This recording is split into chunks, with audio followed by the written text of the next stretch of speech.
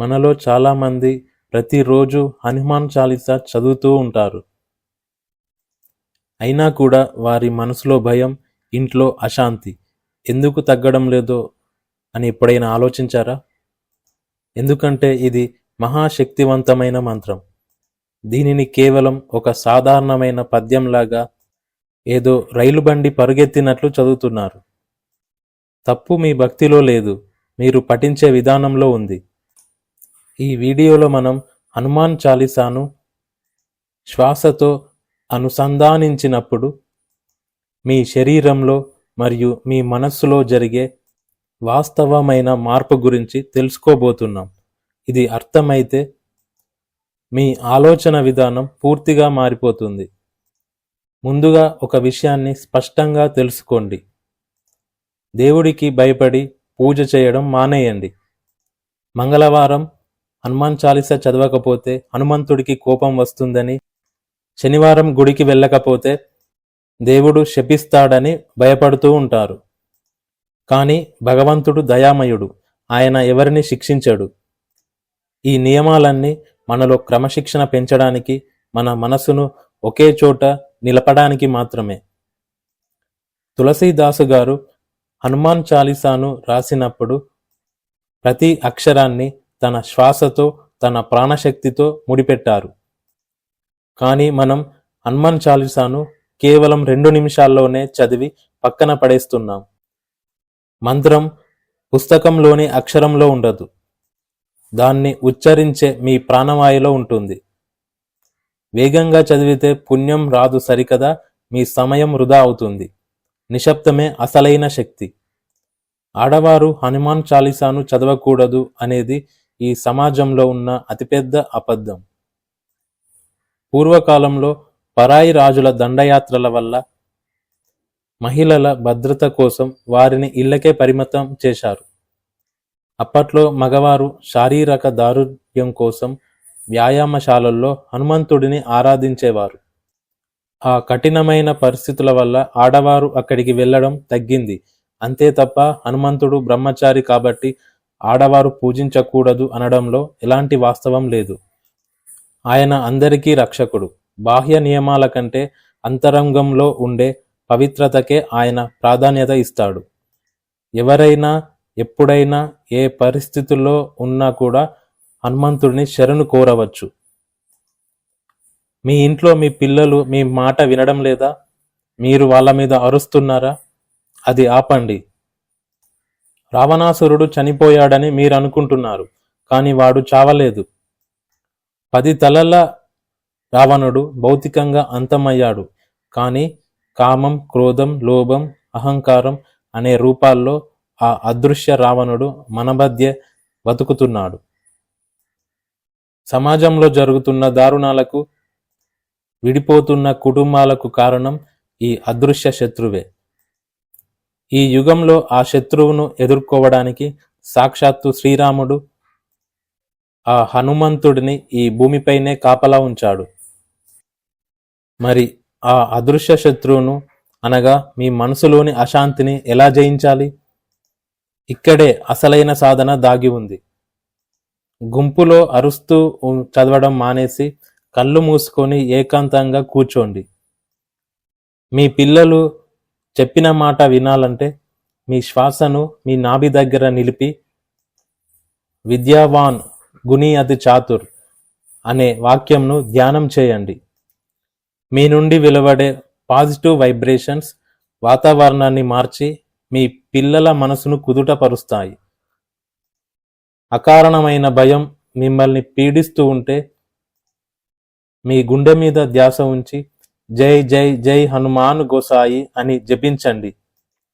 మీలోని అనాహత చక్రం ఉత్తేజితమై భయం పటాపంచలవుతుంది. ఇది ఏదో మాయ కాదు, ఇది మీ ప్రాణాయామానికి, మీ మనస్తత్వ శాస్త్రానికి ఉన్న సంబంధం. జాతకాలు, గ్రహాలు మీ తలరాతను ముందే రాసేసి ఉండవచ్చు, కానీ ఆ తలరాతను కూడా ఎదురించి నిలబడే ధైర్యం మీ లోపల మాత్రమే ఉంది. హనుమాన్ చాలీసా చదివితే ఆకాశం నుంచి డబ్బులు రాలిపోవు. మీ అప్పులు వాటంతటవే తీరిపోవు.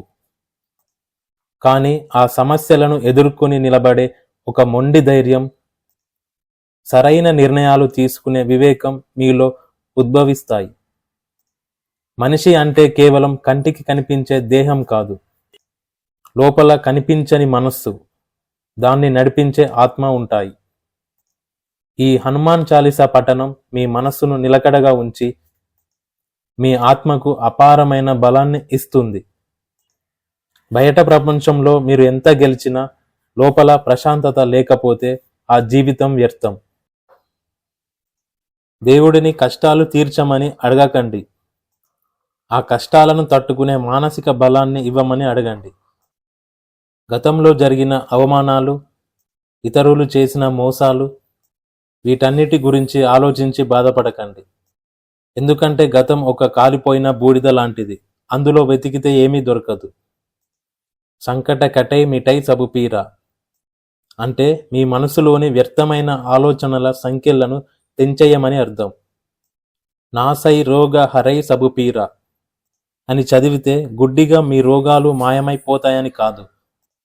మీ శ్వాస పీల్చుకునే విధానం మారినప్పుడు దేహంలోని నాడులన్నీ వాటంతటవే శుభ్రపడతాయి. ప్రాణవాయువు శరీరంలోని ప్రతి మూలకు చేరినప్పుడు ఆ రోగ నిరోధక శక్తి ఒక సంజీవనిలా మారి మిమ్మల్ని కాపాడుతుంది. ఇదే ఆ హనుమంతుడు మనకు అందించిన నిజమైన ఆరోగ్య రహస్యం.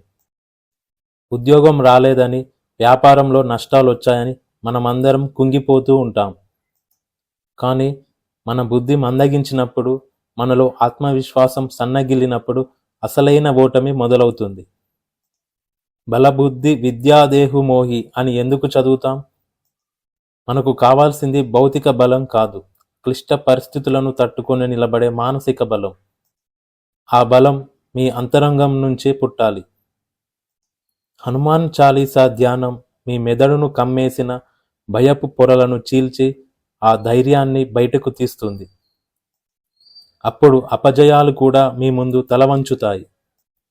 జీవితం అంటే సమస్యల వలయం, కానీ ఆ వలయాన్ని ఛేదించే ఆయుధం మీ అంతరంగంలోనే ఉంది. అపోహలు వదిలేయండి, వాస్తవంలో బతకండి. మీ ఆత్మవిశ్వాసాన్ని తట్టి లేపండి. హనుమంతుడు ఎక్కడో ఆకాశంలో మబ్బుల్లో లేడు. మీరు పీల్చే ప్రతి శ్వాసలో, మీరు వేసే ప్రతి అడుగులో మీతో పాటే ఉన్నాడు. గుడ్డి నమ్మకాలను వదలండి, ఆచారాల పేరుతో భయపడడం మానండి. నిజమైన భక్తిని మీ శ్వాసతో పట్టుకోండి. అప్పుడు మీ ఆలోచనలు మారుతాయి, ఆ వెంటనే మీ తలరాత మారుతుంది. ఇదంతా మీ చేతుల్లోనే, మీ మనసులోనే ఉంది. రేపటి నుండి ఒక పని చేయండి. గడియారం వంక చూస్తూ హడావిడిగా పూజలు చేయకండి. దేవుడికి మీ సమయం అక్కర్లేదు, మీ ఏకాగ్రత కావాలి.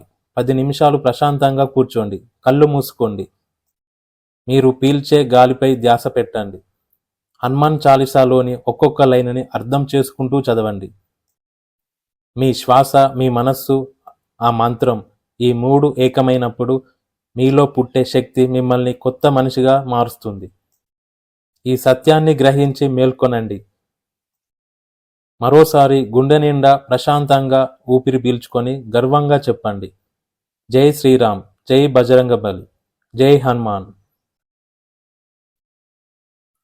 ఈ వీడియో మీకు నచ్చినట్లయితే జై హనుమాన్ అని కామెంట్ చేయండి.